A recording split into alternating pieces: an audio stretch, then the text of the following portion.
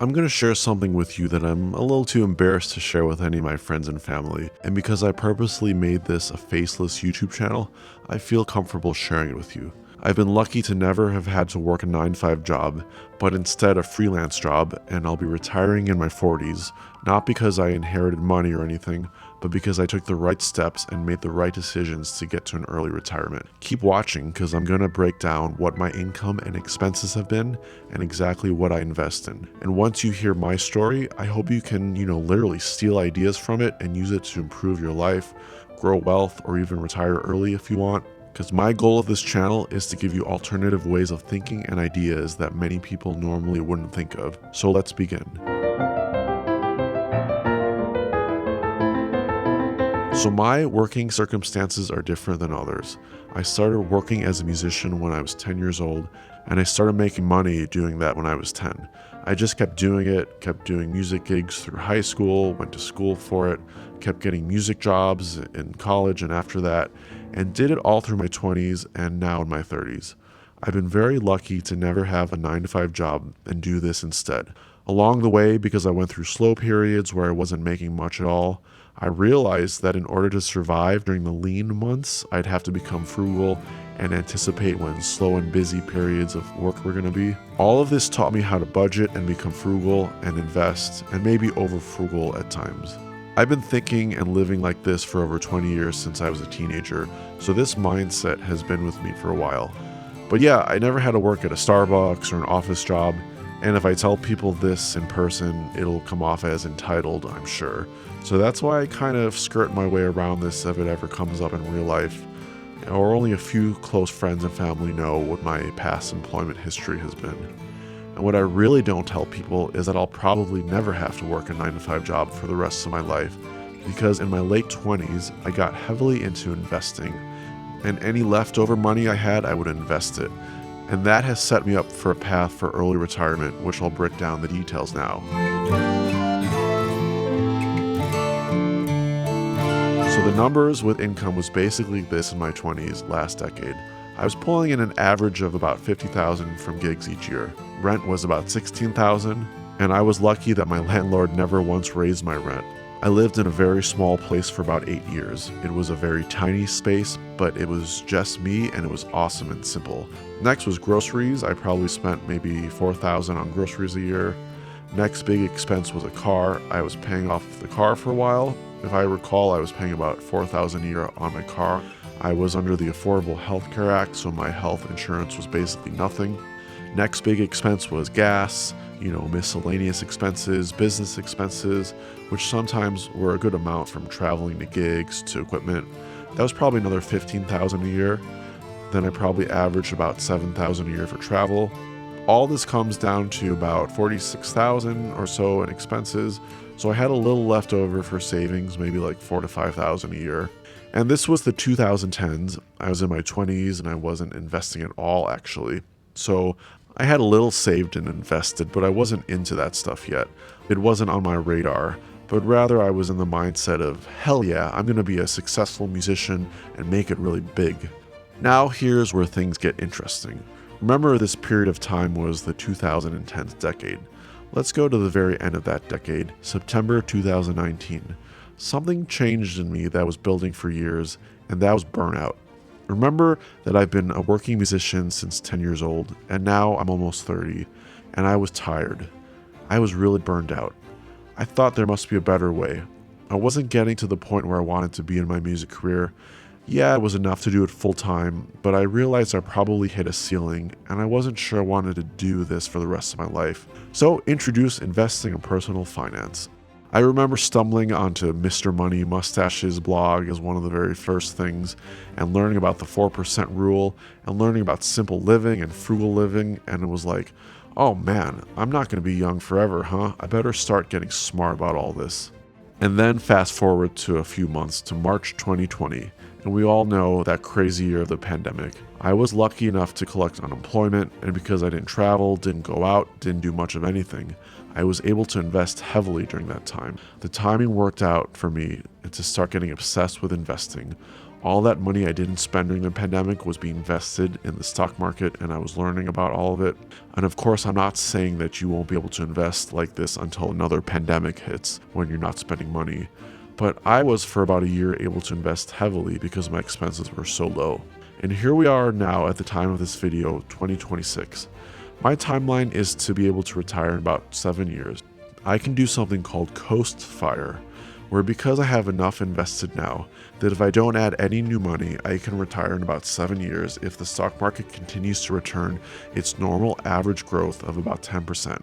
And of course, this is a big if, because there can and there will be a crash or flat year at some point, which we can't predict. So without further ado, let's break down my current portfolio as of 2026. The big picture is this: about 24% is in dividend funds, 18% is in individual stocks, a regular taxable brokerage, 57% is in index funds, about equal in a regular taxable brokerage account, and equal in a Roth IRA, and about 1% in crypto, because why not, right?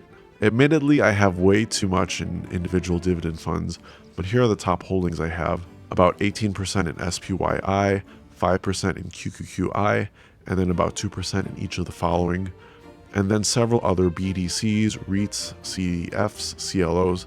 Did I mention I have way too many dividend funds? And then in my individual stocks, about 5% is in Google, 4% in Apple, 4% in Tesla, the rest is in BlackRock, Nvidia, Schwab, SpaceX, BYDDY. And then in my index funds, about 19% is in FCROX, 19% in FNILX, 7% in SPY, and the rest is in FZILX, SMH, JAMCX, and a little bit of leverage in UPRO and TQQQ.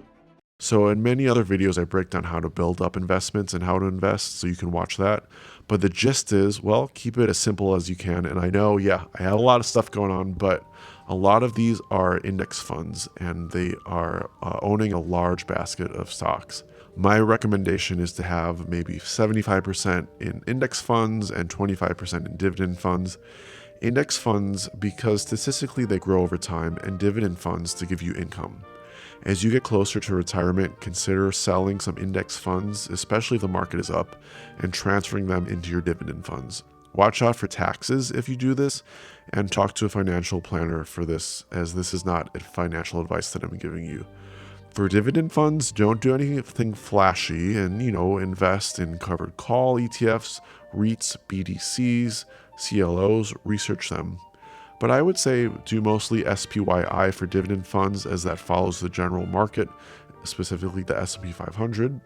The trade-off with dividend funds is that they will likely not grow as much as your index funds and growth funds, but they will give you more consistent income. I guess why am I telling you my journey with all this? I really want to inspire you and let you know that you don't need a ton of income to grow wealth and retire early. You just need to know the formula.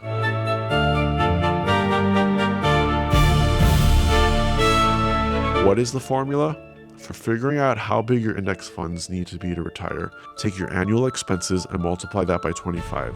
For example, if you spend $60,000 a year, you need $1.5 million invested to retire, and you can withdraw 4% a year of that, and studies show you won't run out of money. But to get there even faster, you should really look into dividend funds, like I mentioned, and look for funds that yield about 10%. Make sure you understand the companies and funds and that they're good and you're not just chasing yield. And this is important. Make sure the stock price of each dividend fund is flat or rising over time, because you'll be pulling out the dividends to live off eventually and not reinvesting them. And you don't want the stock price to be shrinking each year, because then you'll have less and less to live off of each year. But like PBP or JAAA or SPYI are good ones. And allocate maybe 25 to 50% of your portfolio into dividend funds, and then you can live off these dividends. And because you're using about 10% of your portfolio to live off instead of 4%, you'll be getting a higher return, and you'll therefore need a smaller portfolio size. So here's an example to help you understand more. For dividends, the formula is this: multiply your annual expenses by 10 to get your dividend portfolio number. So using the $60,000 per year example, multiply that $60,000 by 10, and you'll need only $600,000 of dividends invested to generate that income, versus that $1.5 million under the traditional 4% rule using index funds. Just know that with dividend funds, you're likely to underperform your index funds, but the trade-off is, so what? You could potentially retire earlier and have more steady income. Then you need to ask yourself, how much do you need to invest each month to build your portfolio up? You need to create a gap between your income and expenses. That's it. And that gap, the wider you can make it, the more of that money from that gap you can take and invest. So you need to understand compound interest also. If you invest $10,000 a year after 10 years, it will not be $100,000, but it'll rather be about $175,000 because you'll be making 10% on top of 10% on top of 10% each year. You can use a compound interest calculator to do some very simple projections and mess around with these compound interest calculators to see how much you'll need to invest each month to grow your portfolio to the amount you'll need to get to.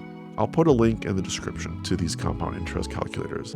As you can see, whatever job you have, whether it's a high-paying 9-to-5 job or an inconsistent freelance job like mine has been, as long as you understand how the system works to build wealth, it doesn't matter what kind of work you do. The secret is having a plan to set aside money to invest in on a consistent basis, knowing what to invest in like index funds and dividend funds, and then do projections on how much you'll need to invest each month and how long you'll have to wait before your investment portfolio grows to an amount where you can safely pull out a certain portion of it to live off and never run out of money. I would recommend reassessing where you're at with all this every 3 months or every 6 months. Let me know if this gives you any ideas or if you have any ideas you'd like to share with all this.